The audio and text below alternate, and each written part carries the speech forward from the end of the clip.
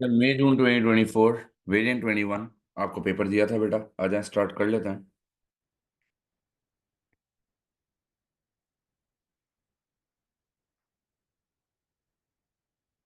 हमारा चौथा पेपर है बेटा। आ जाए। कहता है एडू is a trader who sells on credit his trade receivable that first April were. Sir BD दिया हुआ है। सर मैंने आपको पहले भी इस तरह का क्वेश्चन करवाया था जहाँ पे इंडिविजुअल जो है वो ट्रेड रिसीवेबल्स दिए हुए थे बेटा। और ये नाम दिए हुए हैं आपको, नूरू, मानिया, एवा और रेचल। और आपसे कहता है during April 2024 the following transactions took place. आओ गया जरा। सर कहता है सोल्ड गुड्स टू एवर, list price 150, less 6% trade discount. Sir बनाना सेल्स जर्नल है।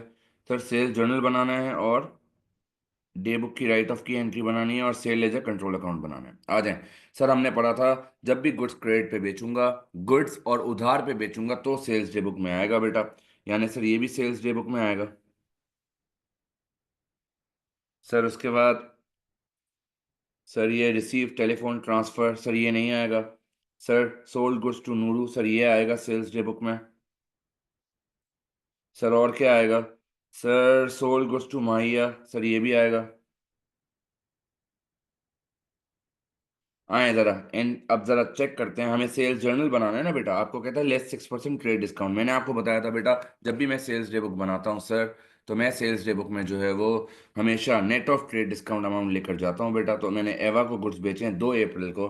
2 अप्रैल एवा को गुड्स बेचे हैं बेटा सर 150 का 98% बताया था। आप जो है वो 98 नहीं, कितना परसेंट है, 6% है तो 94% बेटा। सर बताया था आपको।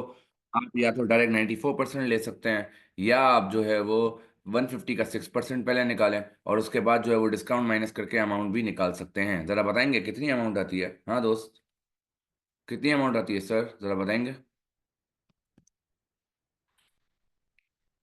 सर 141। सर उसके बाद आपसे कहता है सोल्ड गुड्स टू नूरू 165, कोई ट्रेड डिस्काउंट नहीं मिला है, डायरेक्ट ले लें बेटा 12 अप्रैल।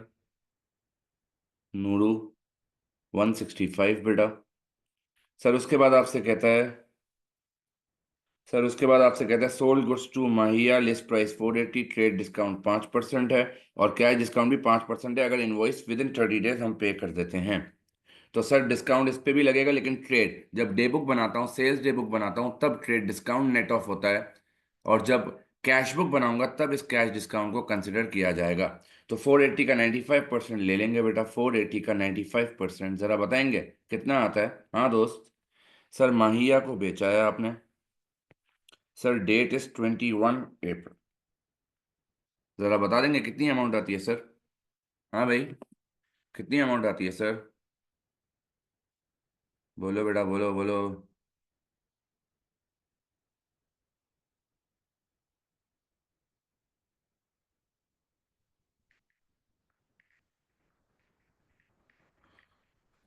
सर ये आ रही है 456। सर ट्रेड डिस्काउंट हर सूरत मिलेगा, कैश डिस्काउंट मिलेगा अगर इनवॉइस 30 दिन के अंदर अंदर पे होती है। ट्रेड डिस्काउंट तो हमेशा बल्क पे मिलता है। ठीक है सर।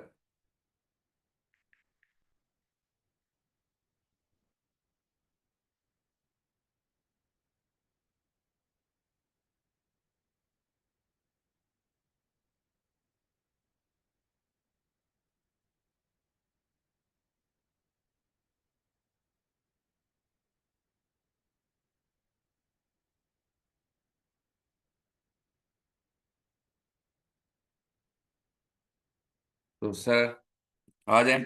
सर जरा टोटल करके बता देंगे मुझे कितना आता है रिसीवेबल्स? हाँ दोस्त। Sir total amount of receivables sir कितना आ रहा है, जरा बता दें। सर 762 टोटल है, total amount of receivables. Sir उसके बाद आपसे कहता है prepare the journal entry to write off the amount owing by Rachel, a narrative is required. अब नैरेटिव भी रिक्वायर्ड कर रहा है बेटा। आओ। सर ये रेचल की ये एंट्री आ रही है। Rachel has become bankrupt and Ado decides to write off the amount from him her as irrecoverable.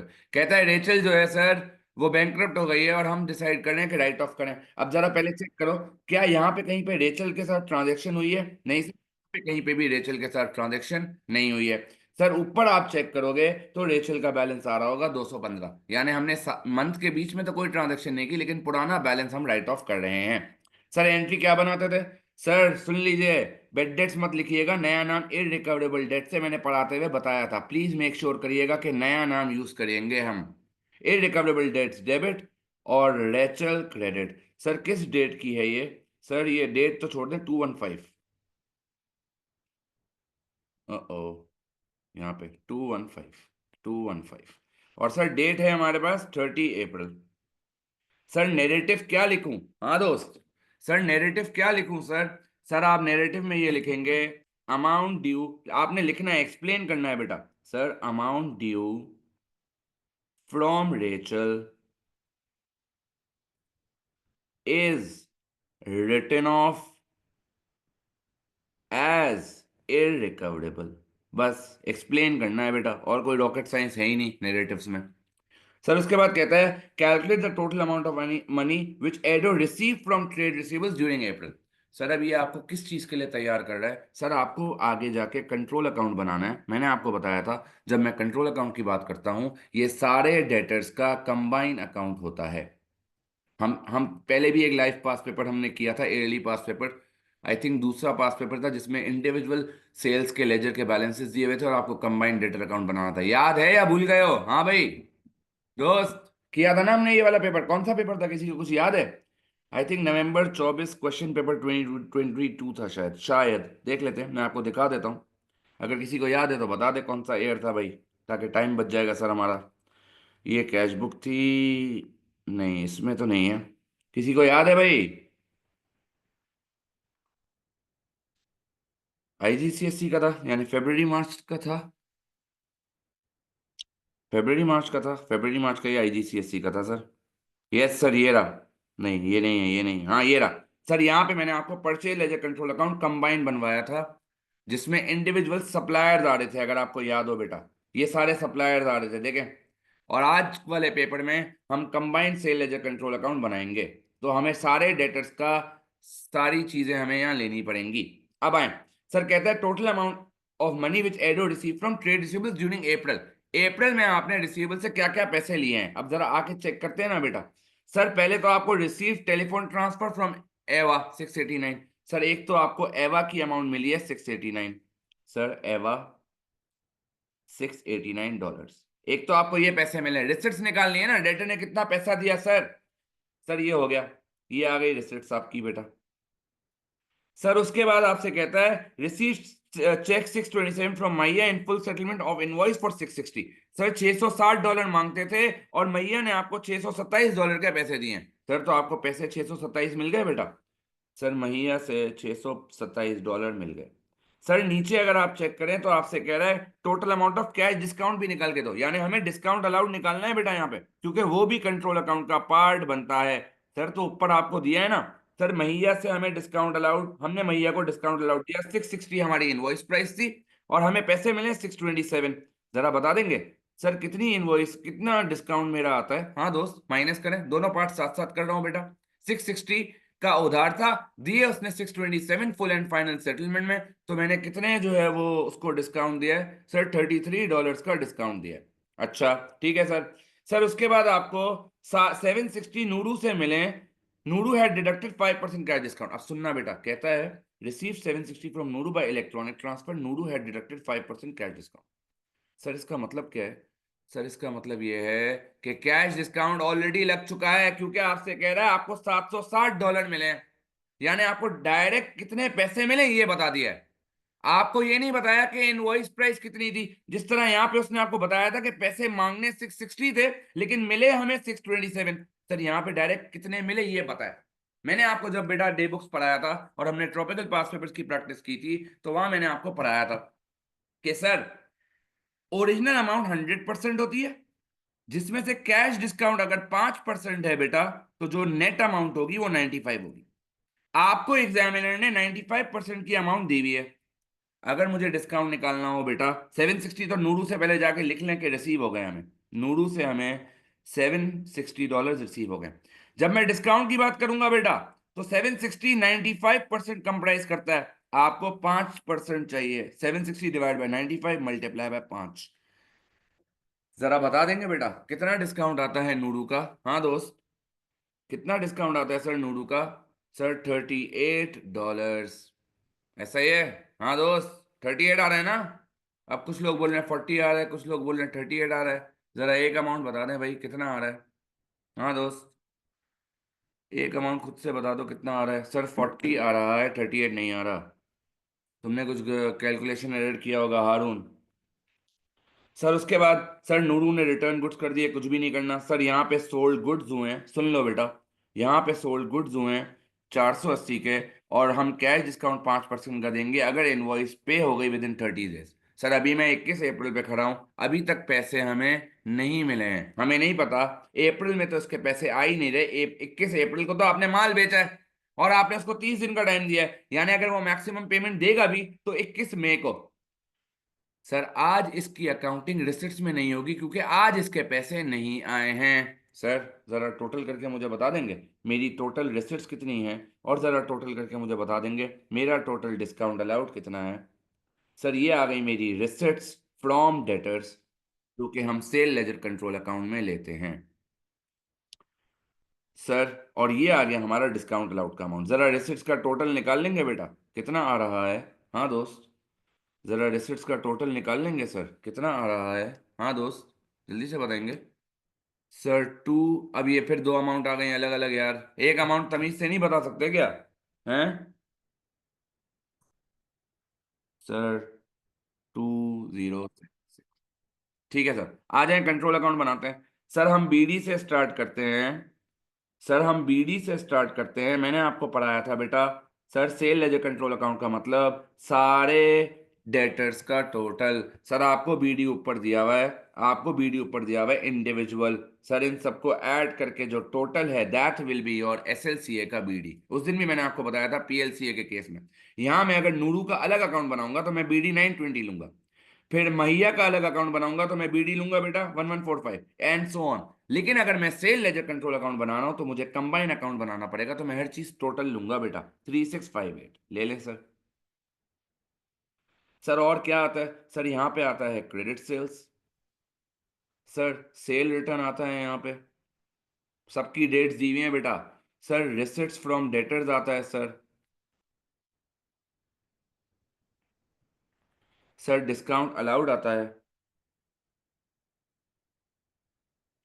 Sir irrecoverable dates भी था यहाँ पे।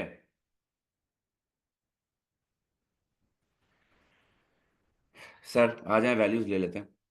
सबसे पहले सेल्स की वैल्यू ढूंढो बेटा, आ जाओ। सर सेल्स की वैल्यू बताया था ना बेटा, कंट्रोल अकाउंट सेल्स जर्नल का मतलब क्रेडिट सेल्स। सर कितनी है क्रेडिट सेल्स? सर 762, हर चीज बनी हुई है बेटा, आपको कुछ नहीं करना। तो सर 762 आपका क्रेडिट सेल्स आ गया। सर सेल रिटर्न के लिए कह रहा है, सर ये था सेल रिटर्न, अगर आपको याद हो, नूरू रिटर्न गुड्स $30 बेटा। सर नूरू ने गुड्स रिटर्न कर दिए हैं $30 के। सर इस पे कोई ट्रेड डिस्काउंट आपने यहाँ गुड्स बेचते हुए नहीं लगाया था, तो यहाँ पे भी कोई ट्रेड डिस्काउंट नहीं होगा। अगर ऊपर होता ट्रेड डिस्काउंट तो आप नीचे भी लेते बेटा। तो सेल्स रिटर्न आ गया $30 बेटा। सर रिसिट्स मैंने अभी निकाली हैं।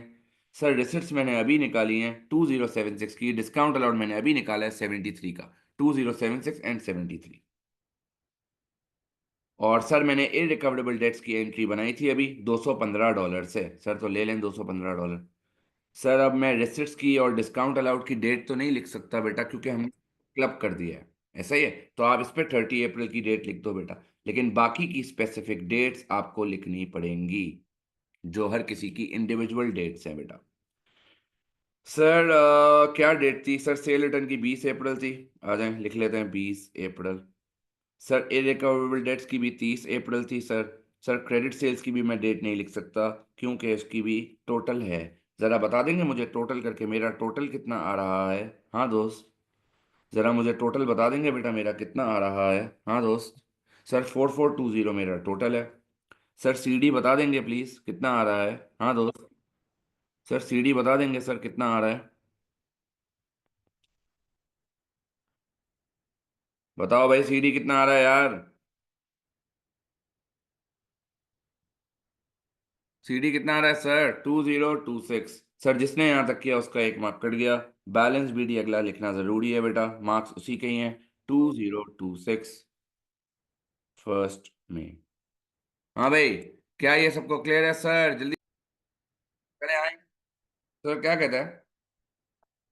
सर कहता है Ado is considering changing its credit terms. He would introduce more credit checks on new customers and would increase cash discount to 7.5% within 30 days. Sir कहता है अब हम ज़्यादा क्रेडिट चेक्स इन्वॉल्व कर रहे हैं, और ज़्यादा क्रेडिट चेक्स इन्वॉल्व करने की वजह से हम जो कैश डिस्काउंट देंगे वो हम बढ़ा रहे हैं, देना अभी भी पैसा 30 डेज में. आपसे कहता है advise Ado whether or not he should make these changes to his credit terms. Justify your answer by providing two advantage and disadvantage of changing his credit terms. सबसे पहली बात तो बेटा अगर एडवांटेज की बात करें, सर क्या फायदा होगा? सर मोर कैश डिस्काउंट का मतलब है more customers will get attracted. ऐसा ही है सर. ज्यादा डिस्काउंट दूंगा तो ज्यादा कस्टमर्स अट्रैक्ट होंगे सर. और इससे होगा क्या? सर इससे आपकी सेल्स बढ़ेगी. सर सेल्स बढ़ेगी तो प्रॉफिट बढ़ेगा. ऐसा ही है सर. मिस तो आप ये मुझे पहले बताइए ना, आप अभी क्लास में आके मुझे मैसेज कर रही हैं आप. ये आपको पहले बताना चाहिए दोस्त. सर उसके बाद सर ज्यादा डिस्काउंट का मतलब क्या है? सर मोर कैश डिस्काउंट का मतलब है कस्टमर जो है वो मुझे, जो पहले 30 दिन में पैसा नहीं देता था क्योंकि डिस्काउंट 5% था, अब वो मुझे 30 दिन में पैसा दे देगा क्योंकि उसको ज्यादा डिस्काउंट दिख रहा है बेटा. तो मोर कैश डिस्काउंट का मतलब अर्ली पेमेंट्स फ्रॉम कस्टमर्स. जिससे होगा क्या? Sir improved cash flow position. Sir मेरी कैश फ्लो पोजीशन इंप्रूव हो जाएगी.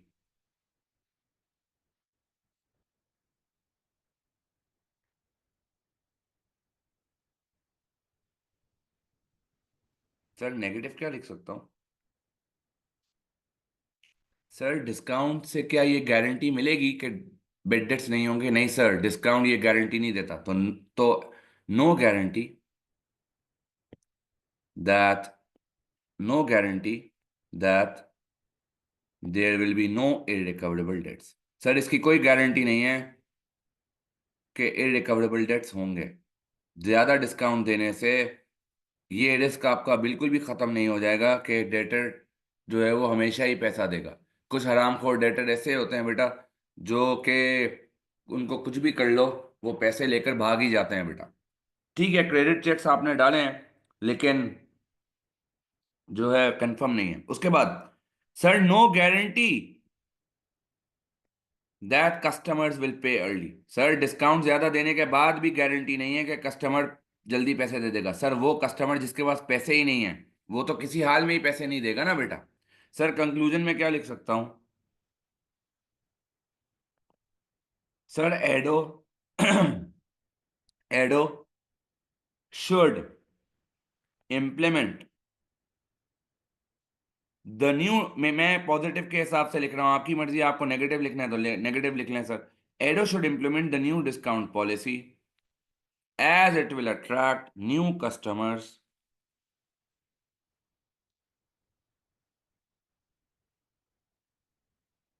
and the chance of irrecoverable debts and the chance of irrecoverable debts will be less as एडो. सवाल में लिखा था ना बेटा कि हम एडिशनल चेक्स डालेंगे, हम और क्रेडिट चेक्स डालेंगे ताकि उन्हीं को जो है वो क्रेडिट मिले जो टाइम पे पैसा दे सकते हैं. तो मैं लिखता हूं and the chance of irrecoverable debts will be less as Ado has implemented more credit checks.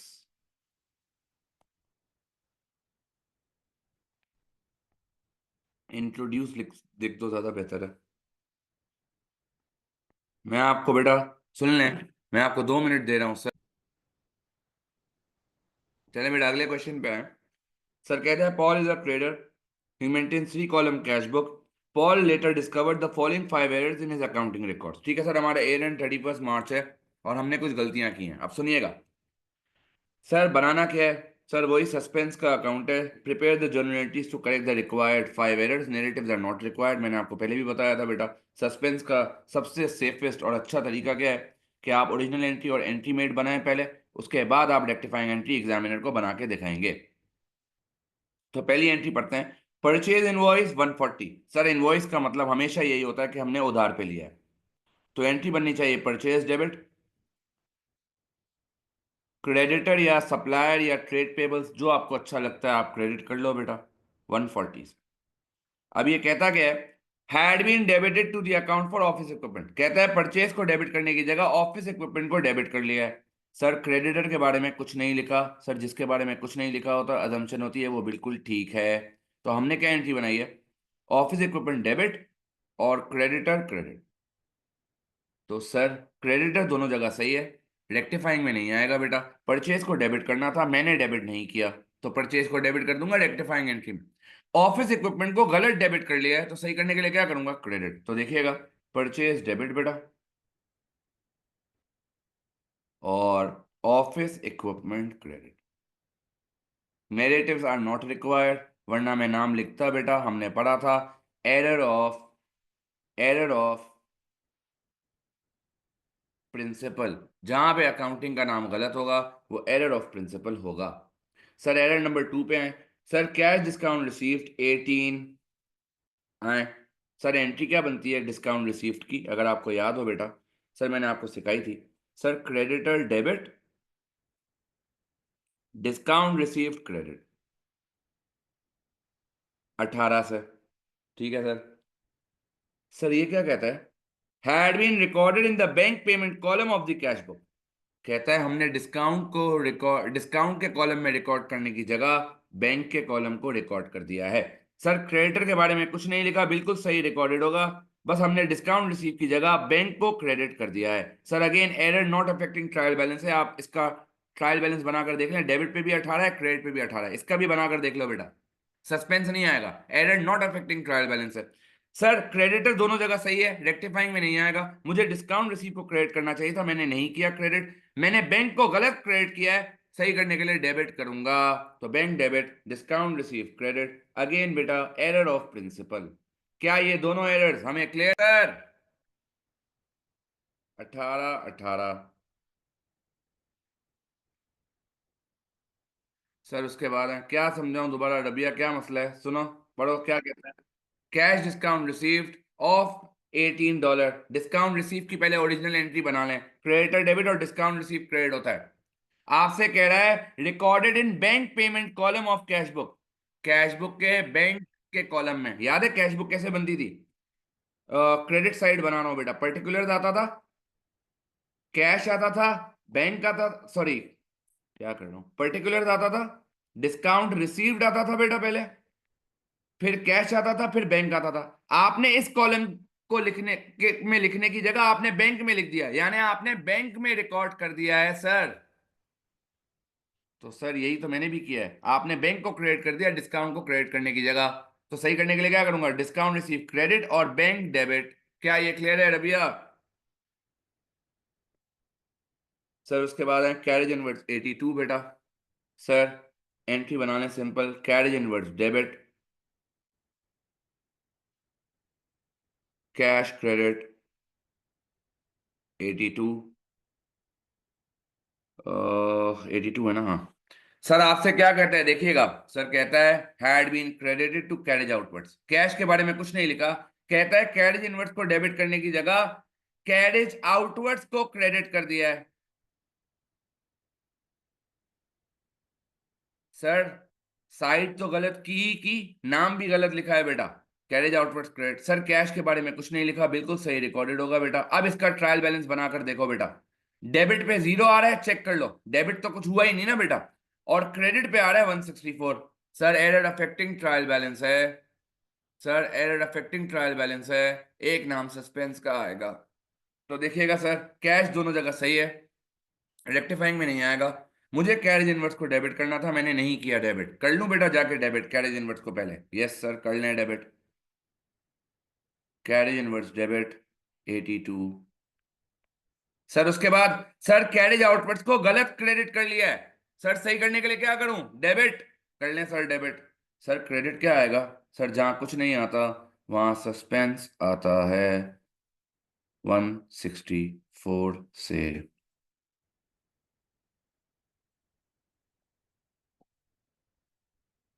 Ji sir, क्या ये very important and golden rule suspense के लिए, अपनी तरफ से आपको कुछ भी अज्यूम नहीं करना है, जो लिखा हुआ है वो है। अपनी तरफ से अज्यूम का मतलब, यहां पे उसने कहीं पे भी नहीं लिखा कि जो है वो क्या बैंक के डेबिट कॉलम को किया या क्रेडिट को। खुद सोचो ना, डिस्काउंट रिसीव बोल रहा है, डिस्काउंट रिसीव अगर क्रेडिट पे, इसका मतलब हमने डिस्काउंट रिसीव की जगह बैंक को लिखा है। ये नहीं बोला कि बैंक डेबिट या क्रेडिट। अगर डिस्काउंट रिसीव क्रेडिट होता है तो मैंने बैंक को ही क्रेडिट किया होगा। अगर उसको आपको बताना होगा ना, वो इस तरह करेगा जैसे इसने अगले वाले में किया। रबिया, यहां स्पेसिफिकली बताया कि कैरिज इनवर्स की जगह कैरिज आउटवर्ड्स लिख दिया है, लेकिन कैरिज आउटवर्ड्स को भी हमने क्रेडिट किया है, डेबिट नहीं किया। क्या ये बात क्लियर होती है सर? सर कहता है पेमेंट ऑफ इंश्योरेंस 375 बैंक। आ जाए एंट्री बना लेते हैं original. Sir insurance debit bank credit, ये एंट्री बननी चाहिए बेटा। 375 से। अब सुनना। सर कहता है had been debited to bank and credited to insurance. Sir उल्टा कर लिया है। सर बैंक डेबिट कर दिया है और इंश्योरेंस को क्रेडिट कर दिया। Sir error of complete reversal बताया था, जहां पे डेबिट को क्रेडिट और क्रेडिट को डेबिट कर दो। Error not affecting trial balance है। आप इसका ट्रायल बैलेंस बनाकर देख लें। डेबिट पे भी 375 है, क्रेडिट पे भी 375 है बेटा। सर सस्पेंस नहीं आएगा। पढ़ाया था, when ever an error is recorded on wrong side it will be corrected by recording it on the correct side and doubling the amount. तो करेक्ट साइड क्या होगी बेटा? Insurance debit bank credit double से बेटा। कोई double amount बता देगा बेटा कितना आ रहा है? बताओ बेटा डबल कितना आ रहा है? 725 आना चाहिए मेरे हिसाब से। आप लोग भी बता दें अब क्या आ रहा है। 750 आ रहा है, सॉरी, हाँ 750 आना चाहिए, यस। अच्छा, आप कुछ बच्चे पूछ रहे हैं सर ये कैरिज इनवर्ड्स और आउटवर्ड्स का क्या नेचर होता है? बेटा मैंने आपको सोल ट्रेडर में नोट 8 पढ़ाया था, अपॉर्शनमेंट ऑफ एक्सपेंस। उसमें मैंने आपको एक्सपेंसेस दो तरह के बताए थे। एक एक्सपेंस परचेजिंग नेचर का होता है बेटा, और एक एक्सपेंस सेलिंग नेचर का होता है। जो कैरिज आउटवर्ड्स है ना बेटा, वो सेलिंग नेचर का एक्सपेंस है। जब तक कैरिज आउटवर्ड्स नहीं होगा माल नहीं बेच सकते बेटा। और सर परचेजिंग नेचर का एक्सपेंस क्या है? Carriage inwards. जब तक तुम कैरिज इनवर्ड्स यानी सुजुकी का किराया नहीं दोगे, माल तुम्हारे रॉ मटेरियल तुम्हारे पास तुम्हारी फैक्ट्री में आएगा ही नहीं, तो तुम बनाओगे क्या, प्रोड्यूस क्या करोगे? सर दोनों का नेचर एक्सपेंस है। दोनों जो हैं वो एक्सपेंस है। एक्सपेंस बढ़ता है तो डेबिट होता है और कम होता है तो क्रेडिट होता है। बस फर्क क्या है बेटा? इनकम स्टेटमेंट में कैरिज इनवर्ड्स यानी परचेजिंग नेचर के expense income statement cost of sales में आते हैं, और ये जो है वो इनकम स्टेटमेंट एक्सपेंस में आते हैं। और कोई डिफरेंस नहीं है बेटा। क्या ये क्लियर है सर हमें? हाँ दोस्त, जल्दी से बताएं सर, क्या ये क्लियर है सर हमें? चलें आगे हैं। सर उसके बाद आखिरी एंट्री कहता है bank receipt column of cash book had been undercast by 90। मैंने आपको बताया था बेटा, जब भी एग्जामिनर डायरेक्ट लिख कर दे दे कि अंडरकास्ट या ओवरकास्ट हुआ है, तो हमेशा रेक्टिफाइंग एंट्री बनाएंगे और उसमें एक नाम हमेशा सस्पेंस का आएगा, याद रखिएगा। यहाँ कहीं पे भी उसने मुझे नहीं बोला अंडरकास्ट ओवरकास्ट। मैंने हर जगह ओरिजिनल एंट्री भी बनाई और एंट्री में भी बनाई। लेकिन अगर एग्जामिनर एंट्री में खुद से लिख कर दे दे कि अंडरकास्ट या ओवरकास्ट है, डायरेक्ट रेक्टिफाइंग बनाना, और एक नाम हमेशा सस्पेंस का होगा। मैंने आपको लॉजिक भी दी थी बेटा। आपसे कहते हैं बैंक रिसिट कॉलम। रिसिट का मतलब डेबिट साइड की बात हो रही है सर। डेबिट साइड अंडरस्टेट हो गई है। सर हमने क्या पढ़ा था? If an error is understated it will be recorded on the same side by understatement amount. तो सेम साइड क्या है? डेबिट। और अमाउंट कितनी है? 90। सर तो बैंक तो डेबिट हो जाएगा 90 से। सर जहां कुछ नहीं आता वहां सस्पेंस आता है। क्या ये क्लियर है सबको? हाँ भाई, जल्दी से बता दें सर। आपसे कहता है calculate the corrected bank balance. Original cash at bank balance 3290 दिया हुआ है। सर आ जाए रेक्टिफाइंग एंट्री में, जहां जहां बैंक आएगा वो आप नीचे ले लोगे बेटा। यहाँ पे बैंक डेबिट हो रहा है, डेबिट का मतलब ऐड। सर यहाँ पे बैंक क्रेडिट हो रहा है, क्रेडिट का मतलब माइनस। और यहाँ पे भी बैंक डेबिट हो रहा है, डेबिट का मतलब ऐड। तो 18 ऐड करूंगा, 90 ऐड करूंगा और 750 लेस करूंगा। 18 750 और 90। 18 750 और 90। सर 90 बैंक की वजह से अंडरस्टेटमेंट हुई थी बेटा, लिखना पड़ेगा सर रेसिट कॉलम अंडरस्टेटेड। सर ये 750 क्यों आप माइनस कर रहे हैं? क्या था 750 के अगेंस्ट? Sir insurance. लिख भी लो यहाँ, ऐड लेस, लेस इंश्योरेंस बेटा। और सर ये 18 क्यों ऐड कर रहे हैं आप? सर आप ये 18 इसलिए ऐड कर रहे हैं क्योंकि डिस्काउंट रिसीव। ज़रा मुझे अपडेटेड वैल्यू बता देंगे बेटा, कितनी आती है? हाँ दोस्त, मेरा अपडेटेड बैंक का वैल्यू कितना है सर? कोई बता देगा? 4 मार्क मुफ्त के बेटा, मुफ्त के 4 मार्क्स बांट रहा है एग्जामिनर। सर उसके बाद बोलता है प्रॉफिट भी निकाल दो। सर तो निकाल देते हैं, क्या है ओरिजिनल प्रॉफिट? 9268 है। सर पहले एक आइटम पे आ जाए। सर परचेज, परचेज बढ़ रहा है। मैंने आपको बताया था परचेज बढ़ता है, प्रॉफिट कम होता है। सर 140 से लेस कर दें परचेज, 140 से लेस कर देंगे बेटा परचेज का बढ़ना, परचेज इंक्रीज। सर दूसरा वाला, सर ऐड हो जाएगा, दिखा भी देता हूं अभी। इनकम, इनकम बढ़ती है, प्रॉफिट बढ़ता है बेटा। ये रहा, देख लें, आ जाएं यहाँ पे। डिस्काउंट रिसीव्ड इनकम है, इनकम बढ़ती है, प्रॉफिट बढ़ता है बेटा। सर यहाँ पे आए। सर कैरिज इनवर्ड भी एक्सपेंस, प्रॉफिट कैरिज आउटवर्ड भी एक्सपेंस, दोनों से दोनों डेबिट हो रहे हैं, बढ़ रहे हैं। सर प्रॉफिट क्या होगा? कम हो जाएगा sir. 82 because of carriage inwards and 82 because of carriage outwards, दोनों आएंगे बेटा। 82, 82 एक कैरिज इनवर्ड्स की वजह से है बेटा, और एक कैरिज आउटवर्ड्स की वजह से है।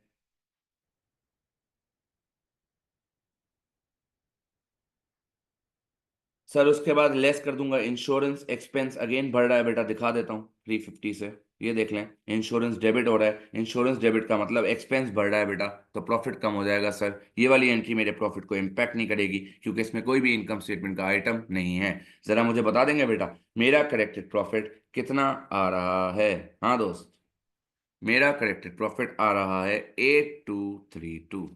जी सर। सर अगला सवाल, आ जाए।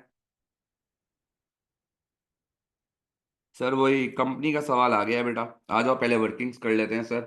आपको क्लोजिंग इन्वेंट्री दिया हुआ है, ठीक है sir. Income statement cost of sales में जाएगा, और एसओएफपी करंट एसेट में जाएगा। सर उसके बाद डेप्रिसिएशन 10% स्ट्रेट लाइन मेथड से कह रहा है बेटा, आ जाओ चेक कर लेते हैं। सर फिटिंग्स की कॉस्ट है 18,000 सर, और कोई एसेट नहीं है मेरे पास। 18,000 का 10%। एसओएफपी बनानी है क्या यहाँ पे? जी जी सर, एसओएफपी बनानी है, बिल्कुल बनानी है सर। सर मैं यहाँ करता हूँ, आ जाए। वर्किंग टू डेप्रिसिएशन, 18,000 का 10%। सर 1800 चले जाएगा इनकम स्टेटमेंट में, एक्सपेंस। सर अक्यूमुलेटेड डेप्रिसिएशन के लिए current depreciation plus prior depreciation, current depreciation है 1800, और प्रायर डेप्रिसिएशन है 5400। जरा ऐड करके बता देंगे बेटा मुझे कितना आ रहा है? 1800 प्लस 5400। जरा ऐड कर दें बेटा ताकि पता चल जाए कि एसओएफपी में अक्यूमुलेटेड डेप्रिसिएशन कितना जाएगा। हाँ भाई, कितना आ रहा है सर? जल्दी से ऐड करके बता दें। सर 72। ये एक ही बच्चा क्यों जवाब दे रहा है, बाकी क्या जो है वो क्या तमाशा देखने आए हैं क्या भाई? सर उसके बाद बोलता है payment for advertising 75 is outstanding. Sir ऊपर आकर चेक करें। सर एडवर्टाइजिंग आपको दिया हुआ है 5400। सर आए करते हैं वर्किंग। सर हमने पढ़ा था आउटस्टैंडिंग को करते हैं add, working number 3। Sir advertising कितना था? सर एडवर्टाइजिंग था 5400। सर आउटस्टैंडिंग यानी अक्रूड ऐड होता है बेटा, ऐड अक्रूड 75 का। सर 5475 आ गया। सर इनकम स्टेटमेंट एक्सपेंस में जाएगा, और 75 जाएगा SOFP current liability other payables में। उसके बाद कहते हैं no dividends were outstanding at 31 Jan. इसका मतलब सर जो भी ट्रायल बैलेंस में आपको सवाल दिए डिविडेंड्स दिए में वो सारे पेड हैं, यानी कैश डिविडेंड्स हैं। क्या ये सब? चले आए सर, इनकम स्टेटमेंट बनानी है, आ जाए बना लेते हैं बेटा। सर रेवेन्यू से स्टार्ट करते हैं, आ जाएं। सवाल में दिया हुआ है बेटा रेवेन्यू। सर कोई सेल रिटर्न है, ज़रा चेक कर लेते हैं। सर सेल रिटर्न नहीं है। 78,000 का रेवेन्यू है बेटा। ज़रा जल्दी जल्दी वैल्यूज बताइएगा बेटा, ठीक है? Sir less cost of sales, sir opening inventory,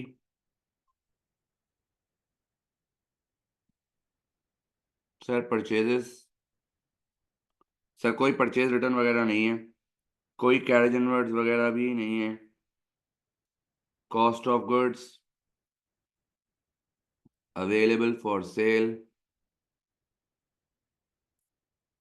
less closing inventory, cost आ जाएगा, ग्रॉस प्रॉफिट निकाल लेंगे। आ जाए, मैं वैल्यूज डालता हूँ बेटा। सर ओपनिंग इन्वेंट्री आपसे कह रहा है, ये रहा 2950। Sir purchases 38,200, 2950 and 38,200। जरा ऐड कर लो बेटा इन दोनों को और बताओ cost of goods available for cell कितना आ रहा है। हाँ दोस्त, बताएं सर दोनों को ऐड करके। 41150 और मेरा क्लोजिंग इन्वेंट्री आपको दिया हुआ है 4720। जरा कॉस्ट ऑफ सेल्स बता देंगे बेटा कितना आ रहा है। हाँ दोस्त, कॉस्ट ऑफ सेल्स कितना आ रहा है बेटा, जरा जल्दी से बता दें। बोलो बेटा, जल्दी जल्दी बोलो सर। 36430। जरा माइनस करके बेटा ग्रॉस प्रॉफिट बता दें मुझे कितना आ रहा है। हाँ दोस्त, ग्रॉस प्रॉफिट कितना आ रहा है, 41570। सर एक्सपेंसेस पे आ जाएं। सबसे पहले एक्सपेंसेस सवाल से उठाना बेटा। सबसे पहले डिप्रिसिएशन था बेटा, उसके बाद एडवर्टाइजिंग था बेटा। सर डेप्रिसिएशन आपको निकाला है आपने 1800 और 5475 एडवर्टाइजिंग। 1800 and 5475 advertising.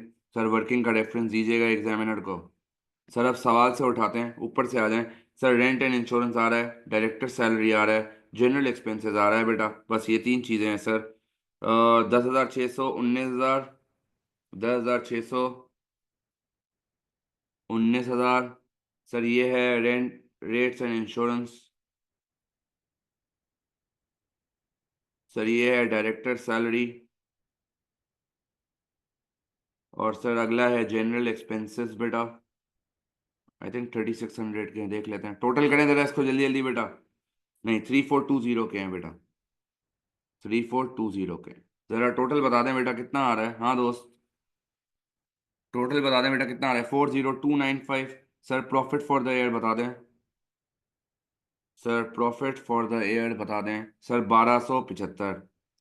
सर उसके बाद सोशी नहीं बनवा रहा, आपसे कह रहे रिटेन अर्निंग्स बनाओ। मैंने आपको बताया था बेटा, अगर एसओएफपी बनानी होगी और रिटेन और सोशी नहीं देगा, आपको फिर भी रिटेन अर्निंग्स की स्टेटमेंट बनानी पड़ेगी। मैंने आपको रिटेन अर्निंग्स की स्टेटमेंट सिखाई थी, अगर आपको याद हो।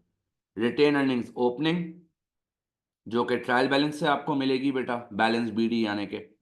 सर इसमें ऐड करेंगे आप profit for the year. Sir आप इसमें से लेस करेंगे पूरा वो statement of changes in equity का कॉलम उठा रहा हूँ, दैट्स इट, और कुछ नहीं किया बेटा। Less dividend paid, less transfer to general reserve भी होता है लेकिन इस सवाल में नहीं है बेटा। तो मैं सिंपल जो है वो तीन चीजें ले लूंगा, तो मेरे पास रिटेन अर्निंग क्लोजिंग आ जाएगा। सर आपका प्रॉफिट था 1275। सर आपका रिटेन अर्निंग्स और डिविडेंड का वैल्यू देख लेते हैं, आ जाओ। सर डिविडेंड ये रहा 2500, और रिटेन अर्निंग्स का ओपनिंग है 2297। 2297 एंड 2500, 2297 एंड 2500। जरा बता देंगे बेटा मेरा क्लोजिंग रिटेन अर्निंग्स कितना आ रहा है।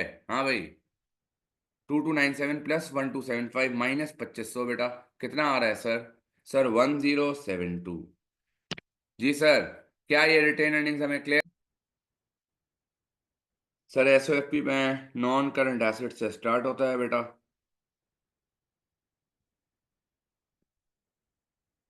सर एक ही नॉन करंट एसेट है which is fixtures and fittings.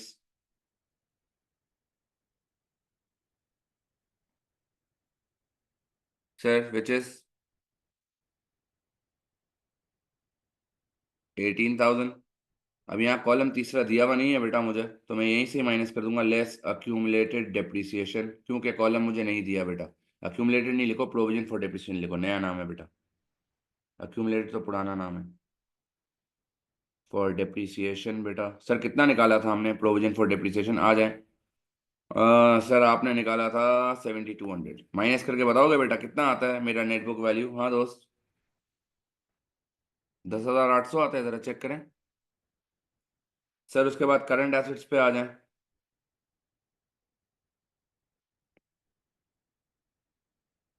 Sir closing inventory.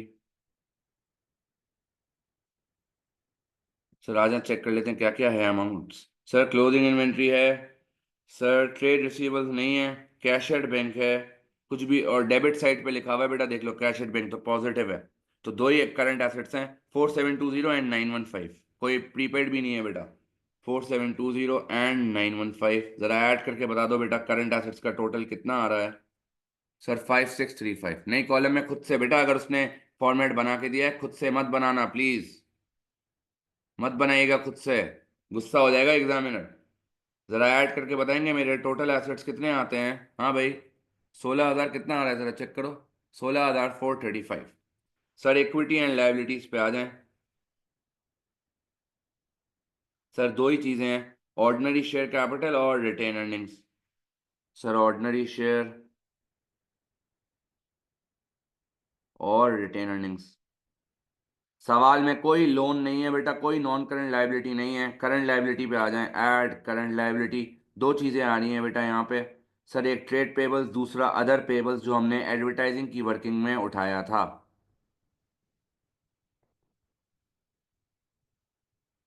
तो सर इक्विटी एंड लायबिलिटीज आ जाएगा हमारा।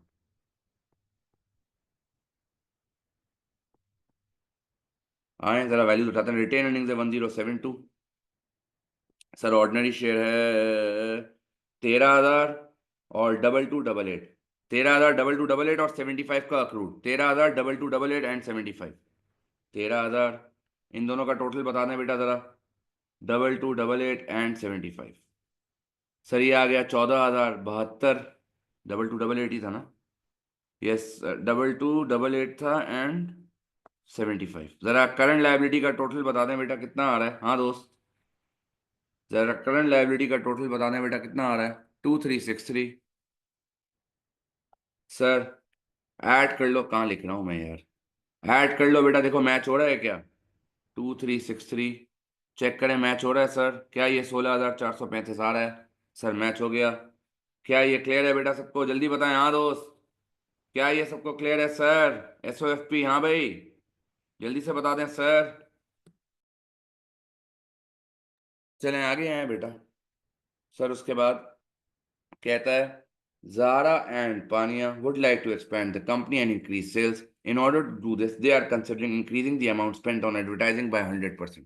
क्या कहा है भाई, हम कंपनी को एक्सपैंड कर रहे हैं और सेल्स बढ़ाना चाहते हैं, और उस सेल्स बढ़ाने की वजह से हम चाहते हैं कि हम जो है वो एडवर्टाइजिंग पे 100% खर्चा करें। कहता है, advise Zara and Pania whether or not they should go ahead with 100% increase in the amount spent on advertising, justify your answer by 2 points in favor and 2 points against this increase। Sir अगर मैं advertising करूंगा, देख लीजिए बेटा, sir अगर आप advertising करेंगे तो एडवर्टाइजिंग से होगा क्या बेटा, ये सुन लें। सर पहले मैं पॉजिटिव बात करता हूँ बेटा। एडवर्टाइजिंग के बढ़ने से sir more customers will get awareness of the business. और ये मोर अवेयरनेस से होगा क्या? सर मोर अवेयरनेस से आपकी सेल्स बढ़ेगी, और अगर आपकी सेल्स बढ़ेगी तो आपका प्रॉफिट भी क्या हो जाएगा सर? सर सेल्स बढ़ने से आपका प्रॉफिट भी क्या हो जाएगा? बढ़ जाएगा। सर सर और क्या लिख सकते हैं देखिएगा सर।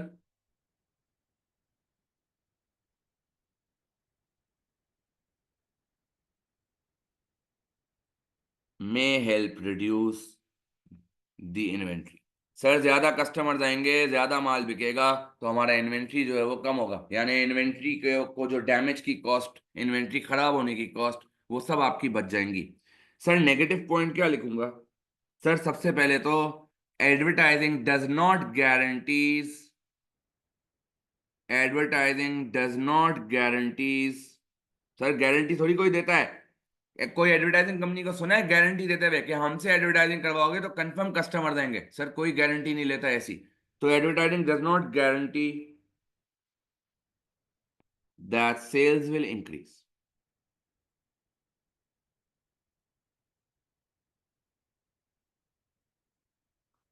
सर और नेगेटिव क्या लिख सकते हैं? सर कंपनी के पास वैसे ही प्रॉफिट नहीं है, खाली कितना प्रॉफिट कमा रही है आप खुद देख लें। सर 1275 का प्रॉफिट कमाया है और रिटेन अर्निंग्स में तो उससे भी कम पैसे पड़े हुए हैं। सर तो कैसे एडवर्टाइजिंग का खर्चा होगा? प्रॉफिट ही नहीं है हमारे पास, पैसे ही नहीं है बेटा। Sir may not be able to afford advertising cost.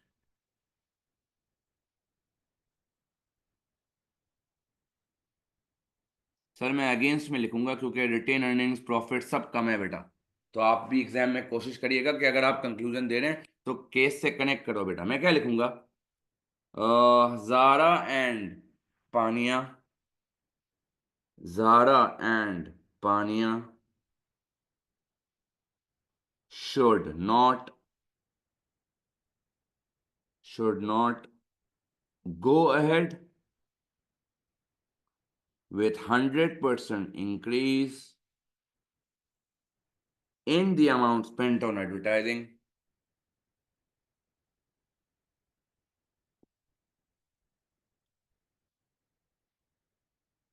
as the company is earning a less amount of profit।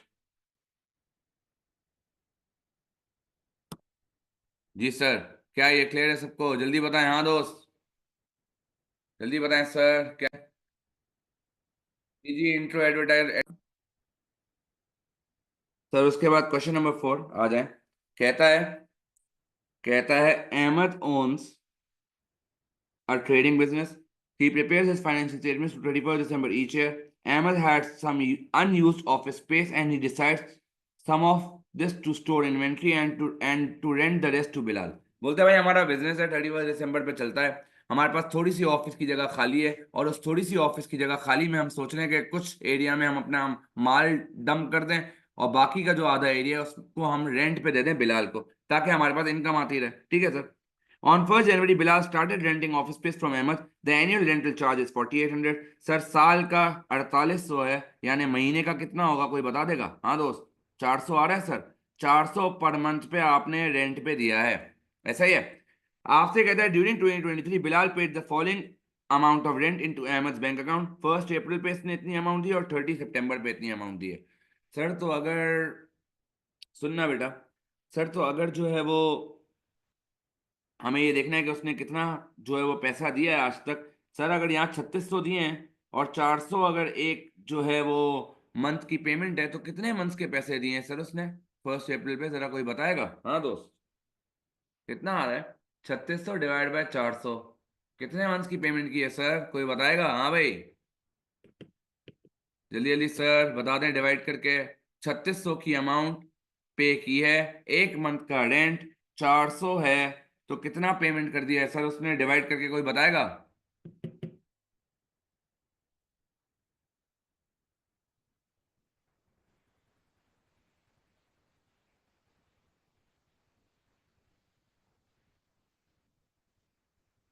बेटा कितना टाइम टाइम चाहिए कि ये इसको डिवाइड करने के लिए?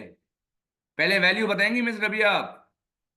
मतलब डिवाइड करने के लिए भी आप क्या 10 घंटे लगाएंगे क्या? कैलकुलेटर में 3600 डिवाइड बाय 400 के लिए भी घंटे लगाओगे तुम लोग? 900 आएगा 3600 डिवाइड बाय 400। सर 9 मंथ्स यहाँ आएंगे। कैलकुलेटर चला लो बेटा। आप अगर जवाब नहीं दे सकते क्लास से चले जाओ, मेरा टाइम वेस्ट हो रहा है। अगर आपका टाइम कीमती नहीं है, आपको अपना टाइम कीमती नहीं है, मेरे टाइम की कदर कर लें सर। मतलब एक एक एक सेकंड लगता है 3600 डिवाइड बाय 400 लिखने में। पता नहीं मुझे क्यों बार बार रिपीट करना पड़ रहा है कि वैल्यू बताओ वैल्यू बताओ। You should be proactive. Sir 2400 divide by 400, 6 months. Sir total कितने मंथ्स की पेमेंट मैं कर चुका हूं एयर एंड पे ही? 2023 में ही मैंने टोटल 15 महीने की पेमेंट कर दी है। सर मेरा साल 12 महीने का है, 31 दिसंबर 23। 12 महीने यूज करना था आपने, आपने पेमेंट 15 मंथ्स की कर ली है, इसका मतलब 3 मंथ्स प्रीपेड है। सर आप एंट्री बना लें, आपको रेंट रिसीवेबल का अकाउंट बनाना है। सुन लें, हमने पढ़ा था अप्पा का अकाउंट बनता है balance BD accrued, balance BD prepaid, balance CD prepaid, balance CD accrued. और रेंट मिलता है तो आप एंट्री क्या बनाते हैं? आपको पैसे मिले हैं ना बेटा, तो पैसे आ रहे हैं sir, bank debit, rent received credit. Sir दोनों इस केस में एंट्री बन जाएंगी, एक 3600 से बेटा और एक बन जाएगी अलग अलग डेट्स पे, bank debit rent received credit 2400। Sir मेरा बीडी क्या होगा? सर आपका बीडी जीरो होगा, क्योंकि आपने अभी जनवरी 23 में ही तो रेंट पे लेना शुरू किए। इसका मतलब सर ना कोई पिछले साल आपने रेंट पे ही नहीं लिया था, तो पिछले साल ना कोई अक्रूड प्रीपेड ही नहीं होगा, क्योंकि रेंट पे ही इस साल से मिला है, तो ये तो जीरो है बेटा। इस दफा आपको रेंट मिला है सर, रेंट रिसीव क्रेडिट हो रहा है 3600 एंड 2400 से। ऑपोजिट नाम आ गया बैंक। सर एक मिला है आपको 1 अप्रैल पे, और एक आपको मिला है 30 सितंबर पे। सर ए रेंट पे सर 12 महीने की पेमेंट देनी थी, आपने 15 की दे दी, 3 मंथ प्रीपेड आ गया। सर 400 अगर 1 मंथ की रेंट है, तो 3 महीने का प्रीपेड कितना होगा सर? 1200। ए रेंट 31 दिसंबर। सर टोटल करके बताएंगे कितना आता है? हाँ दोस्त। सर प्रीपेड है तो अक्रूड नहीं होगा। सर ये आया कितना? कैलकुलेट करो जरा। 6000। नहीं बेटा, नाम नहीं लिखना, मैंने पहले ही नाम लिख लिया। अगर एग्जाम में कोई चीज की वैल्यू ना हो मत लिखना नाम, मैंने फॉर्मेट बनाने के लिए आपको समझाया है, ठीक है? जरा बताएंगे बेटा इनकम स्टेटमेंट में कितना आता है? हाँ दोस्त। इस दफा मेरी इनकम अर्न कितनी होगी बेटा, इसलिए मैं देखो डेट्स भी नहीं लिख रहा हूँ बीडी पे। सर 4800। सर 31 दिसंबर पे, जिसने यहाँ तक किया उसका एक मार्क कट गया। 1 जनवरी 2024, बैलेंस बीडी प्रीपेड 1200 है। कुल में 4800 पूरे साल का रेंट है बेटा। सर अगर 4800 पूरे साल का रेंट है, तो 400 1 महीने का आ गया। आपने पेमेंट्स की हैं 3600 और 2400। आपको ये देखना है कि आपने कितने मंथ्स की पेमेंट की है। तो अगर $400 1 महीने की पेमेंट है, तो $3600 कितने महीनों की पेमेंट होगी, उसके लिए मैंने डिवाइड किया है रबिया। सर उसके बाद कहता है Ahmed sold office equipment for 1350 on 3 Jan on credit to Rahat बेटा। Sir the equipment had been purchase for 3200 on 1 Jan, depreciation 25% reducing balance method है, he does not charge depreciation in year of disposal, यानी policy 1 है। आपसे कह रहा है disposal का account बना दें। सर हमने पढ़ा था जब भी हम डिस्पोज करते हैं हम 3 एंट्रीज बनाते हैं बेटा। जी जी। इनकम में डायरेक्ट चली जाएगी बेटा। जब आप, अगर आपको इनकम स्टेटमेंट बनाने के लिए कहेगा, आप डायरेक्ट इनकम स्टेटमेंट में ये वाली वैल्यू लिखेंगे रेंट रिसीव्ड के नाम से बेटा। ठीक है। चले हमारे डिस्पोजल पे 3 एंट्रीज बनाता हूँ बेटा। सर 3 Jan 23 पे पहली एंट्री कॉस्ट प्राइस पे बनती है, आपको याद होगा मैंने पढ़ाया था, डिस्पोजल डेबिट। और सर क्या, office equipment credit. Cost price पे कॉस्ट थी बेटा 3200। सर दूसरी एंट्री सर दूसरी एंट्री रिवर्सल की बेटा, provision for depreciation debit, disposal credit. Sir बताया था आज तक जितना भी डेप्रिसिएशन चार्ज होगा वो सब रिवर्स हो जाएगा। हमने एसेट खरीदा है जनवरी 2021 में, पहला डेप्रिसिएशन 31 दिसंबर 2021 पे लगा होगा, दूसरा डेप्रिसिएशन 31 दिसंबर 2022 पे लगा होगा, 3 जनवरी 2023 को बेच रहा हूँ। एज पर पॉलिसी 1 2023 का कोई भी डेप्रिसिएशन चार्ज नहीं होना चाहिए है, यानी आज तक हमने इस एसेट को 2 साल डेप्रिशिएट किया है। सर निकाल लें 2 साल की डेप्रिसिएशन।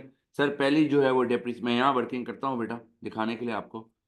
सर पहली डेप्रिसिएशन लगेगी 31 दिसंबर 2021 को बेटा। सर 3200 का 25%, जरा वैल्यू बता देंगे बेटा कितनी आती है? और अगली डेप्रिसिएशन लगेगी 31 दिसंबर 2022 को। सर 1400 डेप्रिसिएशन आ रही है। सर दूसरे साल की रिड्यूसिंग बैलेंस मेथड है, तो 3200 माइनस 1400 का 25%, जरा बता देंगे कितना आता है? सर 600 आता है। अब ये कुछ लोग 800 कह रहे हैं, सही अमाउंट क्या है बेटा? 600 है या 800? जल्दी बताएं। हाँ दोस्त। 3200 माइनस 1400 का 25%। अच्छा फर्स्ट वाला 800 है, ओके। और सेकंड वाला कितना है बेटा? अब ये सेकंड वाले को इसको भी हटाना पड़ेगा। 3200 माइनस 800 होगा बेटा ये। जरा बता दें कितना आ रहा है? सर 600 है सेकंड वाले का। अच्छा टोटल आप लोगों ने बताया था, ओके 1400 टोटल है बेटा, बना लें एंट्री 1400 टोटल। सर तीसरी एंट्री बनाते हैं सेलिंग प्राइस पे बेटा। आपने राहत को क्रेडिट पे बेचा है 1350 का, तो राहत डेबिट डिस्पोजल क्रेडिट बेटा 1350। ये एंट्रीज और ये वर्किंग एग्जामिनर को करके दिखाइएगा बेटा। सर आ जाएं। सर सारी डेट्स 3 Jan की होंगी बेटा। 3 Jan, 3 Jan, 3 Jan। हाँ ये वाइट पेज पर ही कर लेना, यहाँ पे भी कर सकते हो बेटा, या ब्लैंक पेज पे भी नीचे जाके कर सकते हो, बेहतर है यहीं पे ही कर लेना, ठीक है? जिस तरह मैं पेपर सॉल्व कर रहा हूँ आपने भी वैसे ही करना है बेटा। पहली क्लास में बताया था सर, डिस्पोजल डेबिट 3200, ऑपोजिट नाम आ गया ऑफिस इक्विपमेंट। सर दूसरी एंट्री में डिस्पोजल क्रेडिट हो रहा है 1400, ऑपोजिट नाम आ गया प्रोविजन फॉर डिप्रिसिएशन बेटा। सर तीसरी एंट्री में 1350, ऑपोजिट नाम राहत। जरा टोटल बताएंगे बेटा, और बताएंगे आई थिंक लॉस आ रहा है शायद। टोटल 3200 ही आएगा बेटा। पेंसिल से नहीं, पेन से करोगे बेटा हर चीज, इवन वर्किंग्स भी। अगर पेंसिल से ही करना है तो स्कैन होके एग्जामिनर को तो दिखेगा नहीं। आपके लिए वर्किंग्स नहीं करनी है, आपने एग्जामिनर को दिखाने के लिए करनी है। हम अपनी आसानी के लिए भी करेंगे और एग्जामिनर के लिए भी। जरा बता देंगे लॉस कितना आता है सर? बताया था, जिसने लॉस का वर्ड लिखा वो गया सर। इनकम स्टेटमेंट का वर्ड लिखते हैं। सर 250 आ रहा है। बैलेंसिंग फिगर हो जाएगी बेटा ये मेरी। मुझे एसेट डिस्पोज करने पे नुकसान हुआ है। सर उसके बाद बोलता है complete the table by placing a tick whether capital या revenue. Sir painting the walls of the storage area, हाँ भाई। सर स्टोरेज एरिया को पेंट करने की बात कर रहा है। सर कैपिटल या रेवेन्यू, सर मैंने आपको बताया था सर, नई चीज पे जब कोई खर्चा करता हूँ वो कैपिटल होता है। सर ये रेवेन्यू होगा क्योंकि आप दोबारा कर रहे हैं। Sir shelving of the storage area, sir shelving पहली दफा कर रहे हैं। इंस्टॉलेशन ऑफ शेल्फिंग, शेल्फ बनाने से पहले इंस्टॉल होता है बेटा। Sir light fittings for storage area, sir ये भी वही है। Sir light bulb for storage area, sir bulb revenue है। आज बल्ब लगाया, कल खराब हो सकता है बेटा, फिर से बल्ब चेंज करना पड़ेगा, तो रेवेन्यू एक्सपेंडिचर है। उसके बाद बेटा आपसे रेशियोज निकलवा रहा है। कह रहा है Ahmed ledger account at 31 December included this inventory at first Jan, ये रहा क्लोजिंग इन्वेंट्री, ये रहा परचेजेस बता दिए हैं। आपसे कहता है rate of inventory turnover times में निकालें। सर हमने पढ़ा था फॉर्मूला होगा कॉस्ट ऑफ सेल्स, एग्जामिनर को फॉर्मूला लिख के दिखाना, cost of sales upon average inventory. Sir cost of sales निकालने का क्या फॉर्मूला पढ़ा था? सर देख लें, opening inventory 9000 plus purchase 97,000 minus closing inventory 12130, ये आ गया कॉस्ट ऑफ सेल्स बेटा। डिवाइड कर लेंगे सर एवरेज इन्वेंट्री से, एवरेज इन्वेंट्री निकलेगा 9000 प्लस 12130 डिवाइड बाय 2। बताएंगे कितना आता है एवरेज इन्वेंट्री? हाँ दोस्त, कितना आ रहा है average inventory? 9000 plus 12130 divide by 2, कितना आ रहा है?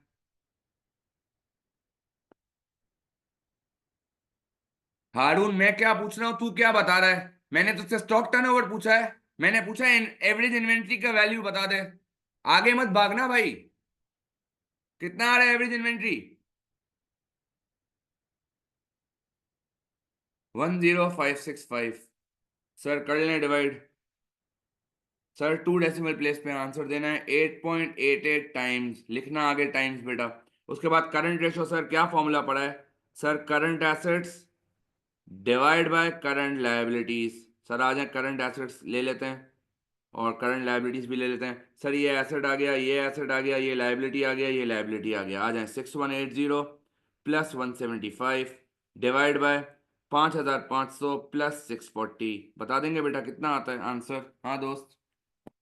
परचेजेस सवाल में गिवन है मिस, सवाल में परचेजेस ये रही, परचेजेस 97,000 दी भी है, घर से नहीं लाया बेटा, दी भी है उसमें। सर बताएंगे करंट रेशो का क्या आंसर आ रहा है? हाँ भाई। एक चीज मैं भूल गया सर, मैं क्लोजिंग इन्वेंट्री लेना भूल गया, विच इज 12130, ये भी ऐड कर लो बेटा इसमें। अब बता दो जरा कितना आंसर आ रहा है मेरा करंट रेशो का? हाँ भाई, करंट रेशो का क्या आंसर आ रहा है sir? 3.01:1। Sir asset test ratio में क्या पढ़ा था? Sir current asset minus closing inventory divide by current liability. या तो ये कर लो, या आप क्लोजिंग इन्वेंट्री को कैलकुलेशन में लो ही नहीं, आप सिर्फ और सिर्फ रिसीवेबल्स और कैश को ले लो बेटा। डिवाइड कर दो करंट लायबिलिटी से, 5500 प्लस 640। जरा बता देंगे सर कितना आता है? हाँ भाई, एसेट टेस्ट रेशो या लिक्विड रेशो या क्विक रेशो कितना आता है? तीन नाम है बेटा इसके, याद रखिएगा। कितना आ रहा है सर? डिवाइड करें। 1.04:1। क्या ये रेशोस क्लियर है? आगे भी है क्या? नहीं। क्या ये रेशोस क्लियर है सर? जल्दी। सर आगे कहता है आपसे Am's rate of inventory turnover for 2023 was lower than for 2022। बोलता है हमारा इस साल एवरेज इन्वेंट्री कम हो गया है। स्टेट टू प्रॉब्लम्स व्हिच में B caused by Am's lower rate of inventory turnover। अब बेटा सुन लो, सर आपका आंसर कब सुनना, फॉर्मूला क्या होता है? Cost of sales divide by average inventory. Sir आपका ये आंसर खराब कब आएगा? सर आपका ये आंसर खराब कब आएगा? जब या तो न्यूमरेटर कम हो जाए, मैथ से ना भाई। ये आंसर अगर कम आ रहा है इसका मतलब क्या है? न्यूमरेटर कम हो गया हो या डिनोमिनेटर बढ़ गया हो। क्या ये बात मानते हैं हम सब? इसका मतलब क्या हुआ? सर इसका मतलब ये हुआ, आपका इन्वेंट्री बहुत ज्यादा पाइल अप हो चुका है सर। अब वो इन्वेंट्री पाइल अप हो चुका है जिसकी वजह से वो बिक नहीं रहा और डिटोरिएट हो गया है सर। तो आप यहां लिख सकते हैं, देखिएगा, इंक्रीज इन्वेंट्री, एवरेज इन्वेंट्री बढ़ रहा है यानी इन्वेंट्री बढ़ रहा है बेटा। सर इंक्रीज इन्वेंट्री में रिजल्ट इन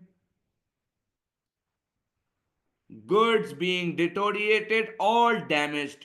रेशोज में जिस जब भी इस तरह का कोई सवाल है, फॉर्मूला लिखकर देखोगे बेटा कि किस चीज के इंक्रीज या डिक्रीज करने से ओवरऑल रेशो पे फर्क पड़ेगा। सर और क्या लिख सकते हैं? सर आपकी स्टोरेज कॉस्ट बढ़ गई है, शायद तभी जो है आपका इन्वेंट्री टर्नओवर खराब हो रहा है। बहुत सारे रीजन है बेटा, आप लिख सकते हैं। अगले क्वेश्चन पे आए सर, आखिरी क्वेश्चन, क्वेश्चन नंबर 5। कहता है Stella started in business as a retailer on 1 April. She sells one type of good only. She has not kept a full set of accounting records. Sir बताया था, single entry और incomplete records का जब आपको chapter पढ़ा रहा था, आपको बताया था जब भी ये लाइन लिखी हुई होगी समझ जाइएगा, या तो सवाल सिंगल एंट्री या इनकम्प्लीट रिकॉर्ड से आया है। मैं आपको बता रहा हूँ बेटा, अगर आप अभी पास पेपर्स करते वक्त ये आइडेंटिफाई नहीं कर सक रहे कि किस टॉपिक से आया है, तो आपकी तैयारी अच्छी नहीं है। ऑनेस्टली मैं आपको बता रहा हूँ, मैंने आपको हर चैप्टर में कीवर्ड्स बताए थे, तो आपको ये पता होना चाहिए। बच्चे ना ये शुरू की 2-3 लाइनें नहीं पढ़ते बेटा, इग्नोर कर देते हैं, उन्हीं में काम की बात लिखी होती है सर। तो अगर आप जो है वो ये आइडेंटिफाई नहीं कर सक रहे सर के कौन से चैप्टर से सवाल आया है, तो फिर आपकी तैयारी खराब है, पेपर देने मत जाइएगा मेरे हिसाब से। सर मैंने आपको बताया था, अगर सवाल में इनकम स्टेटमेंट बनानी होगी तो ये चैप्टर इनकम्प्लीट रिकॉर्ड से आएगा। अगर वो आपसे opening closing statement of affairs या कैपिटल एंड प्रॉफिट की स्टेटमेंट बनवाता है, स्टेटमेंट ऑफ प्रॉफिट और लॉस बनवाता है, तो सिंगल एंट्री से आएगा। लेकिन अगर इनकम स्टेटमेंट या एसओएफपी बनवाएगा पूरी, इसका मतलब ये इनकम्प्लीट रिकॉर्ड्स का क्वेश्चन। तो आपको एग्जाम में ये हाईलाइट करना आना चाहिए बेटा। एयरली पास पेपर्स करवाने का मकसद ही ये है, ताकि आपको ये पता चले कि आप कैसे हाईलाइट करोगे एग्जाम में। एक तो आपको अप्रोच सिखा रहा हूँ, किस तरह क्वेश्चन अप्रोच करना है एग्जाम में। दूसरा, ये कैसे आइडेंटिफाई करना है कि किस टॉपिक से आया है, तो आपको ये पता होना चाहिए बेटा, ठीक है। अच्छा, सर आपसे कहता है half of purchases were on cash and half were on credit during the year ended. Stella paid 34250 to credit suppliers on 31 March. She owed 2960 to credit suppliers. Sir on 31 March का मतलब CD है, क्योंकि मेरा BD 1 अप्रैल 2023 को है, यानी आपको पीएलसीए बनाना पड़ेगा बेटा। उसके बाद कहता है unlike her custom competitors, Stella made all of her sales for cash. Stella का मार्कअप 32% है। फॉलोइंग अमाउंट्स आपने पे किए हैं एक्सपेंसेस में, ठीक है सर, देख लेंगे। सबसे पहले कह रहा है कैलकुलेट टोटल परचेजेस। सर आए जरा टोटल परचेजेस निकालते हैं। सर पहले तो इसने कहा था क्रेडिट परचेज भी करते हैं और कैश परचेज भी करते हैं, यही कहा था ना सर? सर क्रेडिट परचेज के लिए तो हम बना लेंगे purchase ledger control account.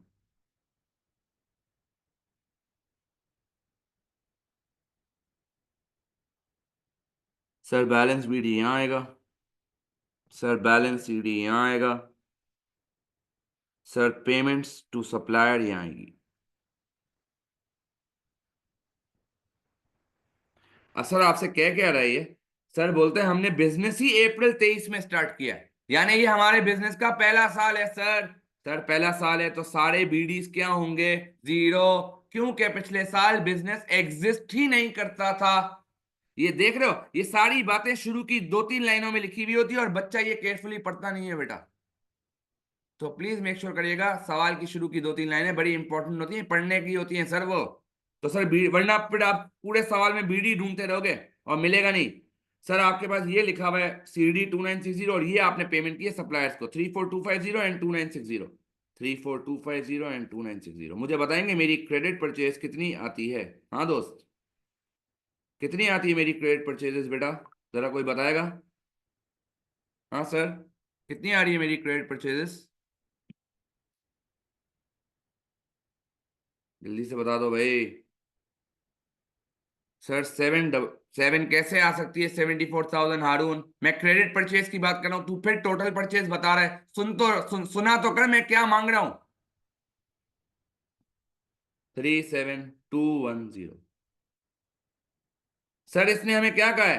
Total purchase निकालें। सर क्या यहां तक मेरा आंसर होगा? नहीं सर, ये तो क्रेडिट परचेज निकला है, आपको टोटल परचेज निकालना है। सर इसने आपको एक बात कही थी सवाल में कि हम आधा कैश में और आधा क्रेडिट में बेचते हैं। सर तो अगर मेरे पास क्रेडिट परचेज 37210 है तो मेरी कैश परचेज भी 37210 होगी बेटा। तो मैं टोटल परचेजेस निकालूंगा 37210 प्लस 37210। या तो दोनों को ऐड कर लें या मल्टीप्लाई बाय 2 कर लें, आपकी मर्जी है। जरा बताएंगे बेटा मेरी टोटल परचेजेस कितनी आती है? हाँ भाई, 74420। क्या ये क्लियर है भाई सबको? हाँ दोस्त। सर परचेजेस के बाद आपसे कहता है इनकम स्टेटमेंट बनाना। अब इनकम स्टेटमेंट बनाने से पहले हमें वर्किंग्स जो है वो करनी पड़ेंगी बेटा। आ जाओ, क्या कहता है? At 31 March 300 was unpaid for wages and 500 was paid in advance for rent. Sir unpaid wages थी 300। सर ऐड कर लें, आपके पास 8600 आ जाएगा income statement expense. Accrued add करते हैं ना बेटा। सर उसके बाद रेंट एंड इंश्योरेंस के केस में, एडवांस रेंट एंड इंश्योरेंस के केस में एडवांस है तो माइनस करते हैं बेटा, -500। तो ये आ जाएगा 6250। उसके बाद आपसे कहता है इंश्योरेंस इज 2400 पर एनम बेटा। आपसे कहता है on 1 April Stella paid 3000 of insurance for the following 15 months. Sir कहता है 2400 पर एनम है। 1 अप्रैल 2023 को हमने $3000 इंश्योरेंस का दिया है for the following 15 months. Sir आप इसको अभी 2 मिनट के लिए छोड़ देना।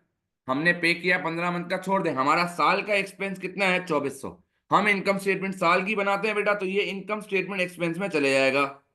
ये जो 15 मंथ्स की बात कर रहा है, ये प्रीपेड निकालना होगा हमें इससे। इससे हमारे एक्सपेंस पे कोई अफेक्ट नहीं आएगा। यानी आपके पास ये जो यानी आपके पास ये जो 6750 दिया हुआ है बेटा, इसमें 2400 पर एनम ऑलरेडी शामिल हुआ है। आपको कोई एडजस्टमेंट करने की जरूरत नहीं है। क्या ये वर्किंग क्लियर है हमें? हाँ दोस्त जल्दी चलें आगे हैं। सर आगे बनाना क्या है हमें ये देख लो पहले जरा। सर जरूरत नहीं है निकालने की उस वैल्यू को, क्योंकि हमें कोई काम नहीं है इस वैल्यू का, ठीक है। उसके बाद कहता है other expenses include 120 paid for vases and flowers. Sir वो आपने कुछ गुलदाने और जो है ना वो फ्लावर्स लिए हैं। और आपसे कहता है कि इसका 1/3 जो है वो अपने उसके जाती घर के लिए था। अच्छा। Seller treats business cost of under $150 as revenue expenditure. बात करते हैं इस पे अभी। 2 मिनट इसको छोड़ दें, अभी हम इस पे बात करें। अदर एक्सपेंसेस में 120 वॉजेज एंड फ्लावर्स के शामिल है, जिसमें से 1/3 उसके घर के हैं। सर अगर 120 का 1/3 निकालोगे तो कितना 40 आता है बेटा। सर ये जो 40 है, सर ये जो 40 है, ये जो है वो ड्राइंग्स है, वो एक्सपेंस नहीं है बेटा। तो मैं 1815 में से 40 माइनस कर दूं सर? हाँ सर, जो ड्राइंग्स होती हैं, ड्राइंग्स कभी भी हमारा एक्सपेंस नहीं होता। सर ड्राइंग्स कभी भी हमारा एक्सपेंस नहीं होता। उसके बाद कहता है Taylor treats business cost of under $150 as revenue expenditure. अब यहाँ पे कोई बिजनेस कॉस्ट वैसे बताई तो नहीं है, लेकिन मतलब इसका इस सवाल से इन एडजस्टमेंट से कोई ताल्लुक नहीं है। उसके बाद आपसे कह रहा है इन्वेंट्री वाज वैल्यूड एट 6420। तो ये मेरा क्लोजिंग इन्वेंट्री आ गया है। दोबारा से सुन लें जिनको वर्किंग फाइव समझ नहीं आई, मैं दोबारा रिपीट कर रहा हूँ। आपको सीधा सीधा बता दिया रेंट एंड इंश्योरेंस इतना है। उसमें से कहता है कि इंश्योरेंस जो है वो साल का 2400 है। हमने अप्रैल 23 पे $3000 की पेमेंट की है जो 15 मंथ्स की है। सर आपने कितने की भी पेमेंट की हो, आपका साल का इंश्योरेंस 2400 है। इंश्योरेंस कंपनी को आपने हर साल 2400 देने हैं। आपका एक्सपेंस इनकट ऑलरेडी ये 2400 दिया हुआ है। आपको दोबारा से जो है वो कुछ करने की जरूरत नहीं है सर। क्या ये क्लियर है? हाँ भाई। लेकिन एक चीज सर, ये आपसे कह रहा है the following amounts for paid for expenses. Sir expenses की पेमेंट करनी है आपने। सर यानी अगर आपने ये 15 महीने की पेमेंट कर दी होगी तो वो इसमें तो शामिल हुआ हुआ होगा ना सर। ये इनकम स्टेटमेंट एक्सपेंस है बिल्कुल, लेकिन आपको इसमें पता नहीं है कि कितना शामिल हुआ हुआ है। अब सुनना जरा। सर आपने $3000 15 महीने की पेमेंट की है सर। $3000 divide by 15। सर आपका साल स्टार्ट होता है 1 अप्रैल 23 से। आपने 15 महीने की पेमेंट की है, यानी आपने जो पेमेंट की है सर 3 महीने की प्रीपेड की है। साल 12 महीनों का होता है, आपने 15 की है। सर तो 3 महीने का प्रीपेड कितना आया जरा मुझे बताएंगे? हाँ दोस्त, कितना आया 3 महीने का प्रीपेड? सर 600 आया। सर ये 500 जो एडवांस आपने एडजस्ट किया है वो रेंट का एडजस्ट किया है सर। आपको इंश्योरेंस का भी तो एडजस्ट करना है बेटा। तो 6750 -500 -600 प्रीपेड, जरा बताएंगे कितना आता है सर मेरा रेंट एंड इंश्योरेंस का अपडेटेड अमाउंट। हाँ भाई, 6750 -500 -600 करें जरा बेटा, कितना आता है सर? जल्दी बताएं भाई, जल्दी बताएं सर कितना आता है, फटाफट से। सर 5650। सर ये इनकम स्टेटमेंट एक्सपेंस जाएगा। इसका मतलब पता है क्या हुआ सर? सुन लें, इसका मतलब पता है, साफ साफ दिख रहा है ना बेटा। पेमेंट थी, अगर आपको इस तरह नहीं करना आप एक और तरीके से कर सकते हो। ये आपका एक्सपेंस है 2400। सुन लें, एक और तरीका भी है। ये आपका एक्सपेंस है 2400, आपने पेमेंट की है 3000 की। सर कितनी ज्यादा पेमेंट की है? सर 600 की ज्यादा पेमेंट की है, तो 600 का प्रीपेड इस तरह भी निकाल सकते हैं क्या ये? चलें आगे। सर आप बना लेते हैं इनकम स्टेटमेंट, आ जाए। सेल्स दी हुई है क्या? सर आपसे कह रहा है, अच्छा सेल्स नहीं दी हुई है, आपसे कह रहा है मार्कअप 32%। सर मैंने आपको रेशोज में पढ़ाया था, मार्कअप होता है कॉस्ट 100% होता है। तो मैं सेल्स की वैल्यू वहां से निकाल सकता हूँ बेटा। पहले मैं बनाता हूँ इनकम स्टेटमेंट में सेल्स को हटा कर बेटा। रेवेन्यू मुझे नहीं पता अभी कितना है बेटा, लेस। अच्छा सेल्स वर्ड यूज किया है तो सेल्स वर्ड यूज करो, बेहतर है एग्जामिनर वाला ही वर्ड यूज करना बेटा। लेस कॉस्ट ऑफ सेल्स बेटा। आ जाए opening inventory.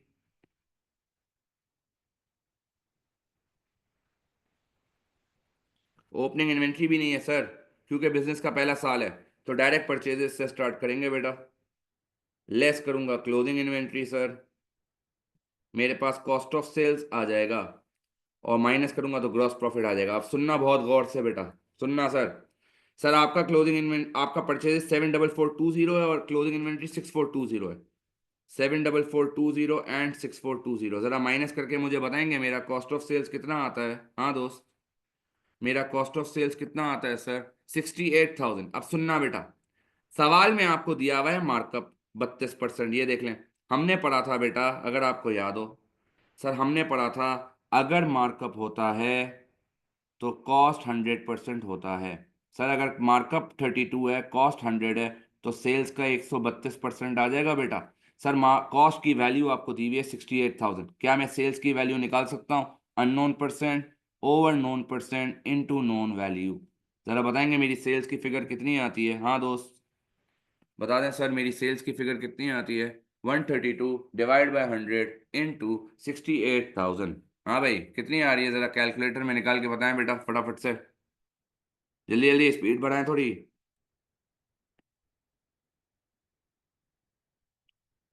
Sir 89,760। Sir minus कर दें, ग्रॉस प्रॉफिट बताएगा बेटा कोई मुझे कितना आता है? हाँ दोस्त, ग्रॉस प्रॉफिट बताएंगे सर कितना आता है? हाँ दोस्त, सर मेरा ग्रॉस प्रॉफिट आ रहा है 21,760।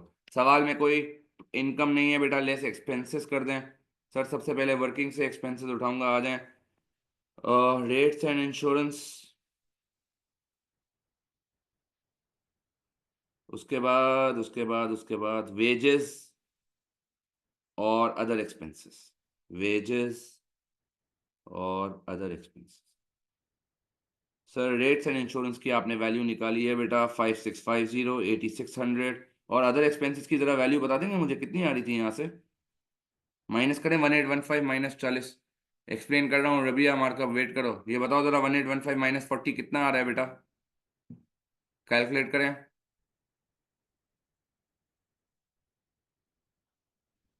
1775। सर ले ले तीनों एक्सपेंसेस में, 5650 8600, 5650 8600 और 1775। जरा टोटल कर लोगे बेटा और मुझे बताओगे एक्सपेंसेस का टोटल कितना आता है? हाँ दोस्त, एक्सपेंसेस का टोटल कितना आता है? 16025। माइनस करो बेटा, प्रॉफिट फॉर द ईयर बता दो कितना आ रहा है? प्रॉफिट फॉर द ईयर कितना आ रहा है? 5735। क्या ये इनकम स्टेटमेंट क्लियर है बेटा? हमें बेटा जो सेल्स का पूछ रहे हैं, सर इन्वेंट्री में पढ़ा था ना, इन्वेंट्री में सेल्स की वैल्यू सेलिंग प्राइस पे दी हुई होती थी, हम उसको कॉस्ट पे लाने के लिए करते थे। रेशोज में भी यही पढ़ाया था, और आपको जो है बेटा मैंने इन्वेंट्री के चैप्टर में भी पढ़ाया था। यहाँ पे मार्कअप गिवन है 32%। बताया था मार्कअप होगा तो कॉस्ट 100% होगा, मार्जिन होगा तो सेल्स 100% होगा। मेरे पास मार्कअप है, मेरे पास कॉस्ट है, मैंने सेल्स की वैल्यू निकाल ली 132%। आपके पास कॉस्ट ऑफ सेल्स की वैल्यू है 68,000। आपको जो है सेल्स की वैल्यू निकालनी है, तो अननोन परसेंट जो नहीं पता वो ऊपर, जिसकी वैल्यू पता है उसकी परसेंटेज नीचे, मल्टीप्लाई बाय उसकी वैल्यू। क्लियर है रबिया? उसके बाद है, कहता है Stella sales revenue was the same each month for the year to 31st March. She is now considering selling on credit terms as well as for cash.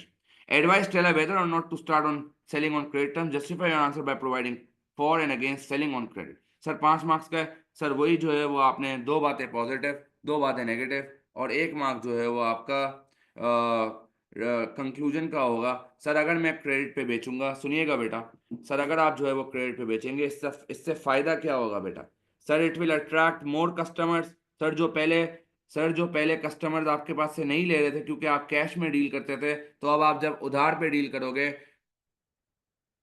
जब आप उधार पे डील करोगे तो आपके पास ज्यादा कस्टमर्स आएंगे। सर ज्यादा कस्टमर्स आएंगे तो सेल्स बढ़ेगी बेटा, और सेल्स की वजह से आपका प्रॉफिट बढ़ेगा। सर और क्या होगा सर? सर यहाँ पे इसने कुछ कहा था बेटा, अगर आप पढ़ो। Unlike her competitors, Stella made all of her sales for cash. Competitors जो है बेटा उधार पे भी करते हैं, लेकिन हम जो है वो सिर्फ कैश पे कर रहे थे। तो अब क्या होगा पॉजिटिव, और क्या लिख सकते हैं sir? Stella can now compete in the market. ऐसा ही ना, सवाल से ही मैंने उठाया है, देख लें। Stella can now compete in the market. Stella जो है वो अब मार्केट में compete कर सकती है, क्योंकि अब वो भी जो है वो क्रेडिट पे बेच रही है। सर नेगेटिव क्या होगा? सर नेगेटिव ये होगा कि sir cash inflows will get delayed because customers will पे स्लो। पहले सब कैश था, एक हाथ दे एक हाथ ले सर। अब जो है वो कैश इनफ्लो कम हो जाएगा क्योंकि आप उधार दे रहे हो। Cash inflows will get delayed as customers will take time to pay. Sir फिर आप उधार दोगे, बेड डेट्स बढ़ेगा सर। इररिकवरेबल डेट्स में इंक्रीज। सर जरा प्रॉफिट चेक करें कंपनी का आए। सर 5,735 का प्रॉफिट है। हम पॉजिटिव के हिसाब से भी कंक्लूजन दे सकते हैं, नेगेटिव के भी हिसाब से दे सकते हैं। आप इस तरह लिख सकते हो, Stella should introduce cash sales. Stella should introduce credit sales as it will attract more customers. लेकिन सर मैंने आपको उस दिन क्रेडिट कंट्रोल का बताया था, अगर आपको याद हो, but with a stricter credit control policy. ऐसे हर किसी को सर मुंह उठा के क्रेडिट मत दे दीजिएगा।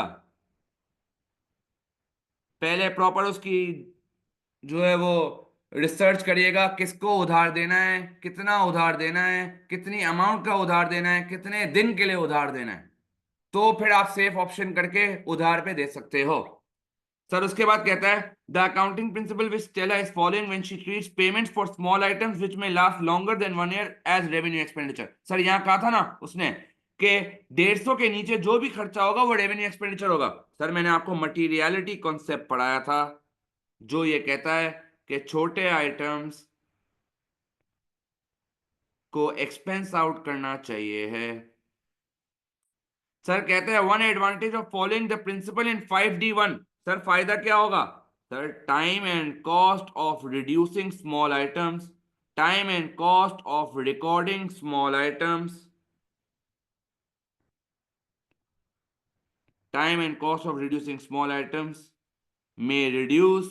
सर फिर सर 150 से ऊपर वाले को कैपिटल एक्सपेंडिचर नहीं करे, इसका मतलब sir depreciation does not needs to be calculated. दो रीजंस लिखवा दिए, लिखना एक है बेटा। उसके बाद कहता है state two advantages of maintaining a full set of double entry accounting records. Sir मैंने आपको बताया था, सर थ्योरी में भी लिखा हुआ है, लिखवा देता हूँ। Possibility of fraud and error reduce हो जाता है पहले तो, अगर आप फुल फ्लेज अकाउंटिंग बनाते हो तो फ्रॉड और एरर का खदशा नहीं होता। सर आप मोर इन्फॉर्म डिसीजन मेकिंग कर सकते हैं, अगर आपके पास सारे रिकॉर्ड्स होंगे। आपके लिए डिसीजन मेकिंग करना आसान हो जाएगा। क्या ये? तो सर विद दिस हमारा आज का पेपर खत्म होता है। तो see you in next class with the new paper. ख्याल रखिएगा। अल्लाह हाफिज बेटा।